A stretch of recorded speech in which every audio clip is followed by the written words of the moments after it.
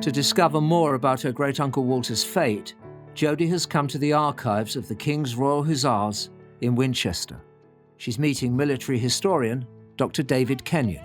I'm David. Hi, nice to meet you. You too. Come on in. Thank you. Walter served with the 10th Hussars, a cavalry regiment. Before new technology like tanks and planes revolutionized modern warfare, horses still had a vital role to play. On the Western Front, Walter was one of 20,000 British soldiers on horseback, fighting in brutal and bloody combat. So when Walter went to war, they would have given him one of these. Oh, God. OK. And this is the 1908 pattern cavalry sword, which cavalrymen in the First World War would have carried. And if you imagine that point with a man and a horse together weighs 600-700 kilos, travelling at 25-30 miles an hour behind that. I mean, it feels a bit unfair. Like you've got a bit of an advantage. That's going to put the fear of God into you, isn't it? It's so brutal. It is. If I give that to you. Oh, thanks.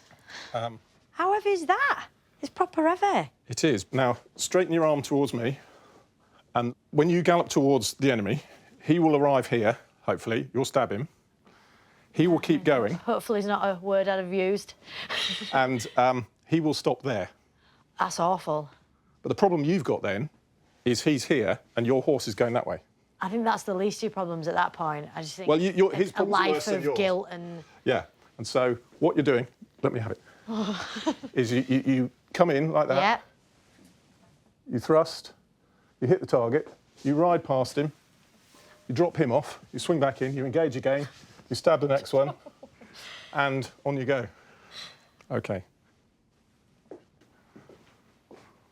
So what I know is that my grandma Greta is Walter's half-sister, and she is born, I believe, after he has been killed in the Battle of Verdun, because she was named Greta Verdun. Well, her birthday supports that, because 20th of March 1916, the Battle of Verdun has started in February 1916, so it would have been going on when she was born. A problem that arises with Walter dying at Verdun is that the Battle of Verdun is fought by the French army against the Germans, not the British army. So he's very unlikely to have been anywhere near Verdun in 1916. Unlikely? Very unlikely, unless he was in the French army. So this bestowed, grief-ridden name is not so. It's more of a, this is a place I've heard of. It's more than that. It's a place they've heard of. It's a place that's in the newspapers, but it's also, weirdly, a fashionable thing then to name your children after battles. And over 900 children were called Verdun. I've always had such a kind of emotional attachment to my grandma's name, Greta Verdun, and she, to me, sounded like this, well, French movie star. Exotic character, yeah. Yeah. I mean, the fact that you're saying it's like a trendy name, I'm like, oh, right. She's either made up this very theatrical story about herself or has been told it. I think she's been told different pieces of information. Yeah. And she's just put 2 and 2 together and got 5. I mean, that is a classic trait in our family. So where's Walter? Still alive? Yes. Still serving? Still serving in the cavalry, yes. The 10th Hussars are involved in a particularly significant battle in the spring of 1917. We do have this book here, and this was written by a private soldier with the wonderful name of Private Rainbow. And he was in the 10th Hussars as a private soldier, so he would have been in exactly the same job as Walter was. As we approached a village, Monchy, many dead were littered about, both friend and foe. I saw one poor fellow, still conscious, holding the stumps of what was left of his legs. Oh, it's harrowing, that. Presently, an aeroplane located us, and then our troubles began. That's your troubles beginning. The enemy put a barrage on the village and everything became chaos. And I really thought my end was near. Soon, most of the horses were killed or so badly wounded that we shot them out of their agony, and the blood mingling with the slushy snow ran down the gutters. Poor old Charlie. One piece of shell pierced the thick part of his neck, and his blood spurted all over me, and another piece went right through his hind quarters, but he scarcely flinched. The horses behaved like perfect heroes.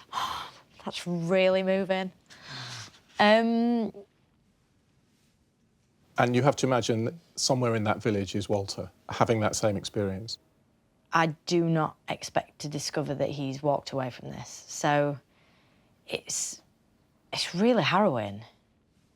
We have another history of the 10th Hussars here. Names of officers and other ranks killed and wounded are as follows. Died of wounds, missing, believed killed, wounded. Oh, he's not there. Shall I keep going? Keep going. OK. There. Is that him? Is that him? Yeah. Is it? Yep. Private Clements. Huh? So he's wounded in that battle? Yes.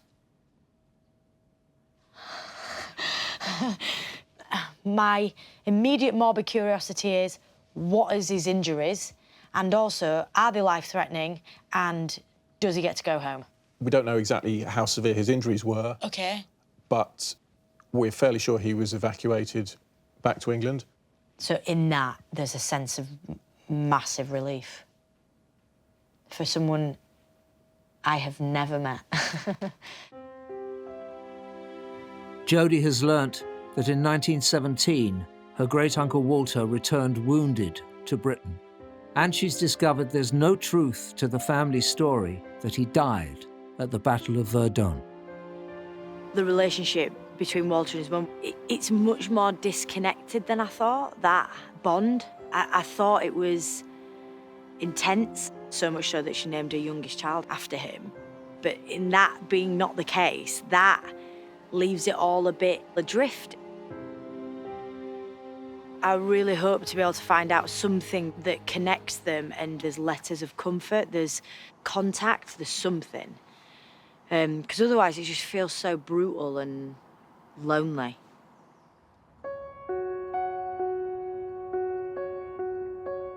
To find out what happened to Walter next, Jodie has come to the disused Cambridge Military Hospital, one of over 3,000 British hospitals which treated the casualties of the First World War.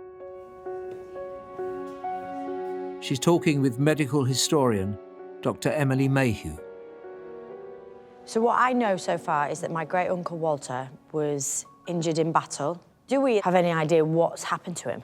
We do. We know that he's got a wound in his thigh, and it was bad enough to take him all the way back to Blighty, back to England. And then the thigh injury, he recovered from it, and he recovered to the point at which he was sent back to the 10th Royal Hussars. And they tell him he's going back, or he says, I can go back? He says, I can go back. He says, I can go back. Would he have been given the chance? Yes, he would. Yes, he would. At that point, with that kind of injury, he would have been given the opportunity to serve in a capacity in the UK, or he would have gone back to rejoin his unit. Wow. See, all this is making me just think,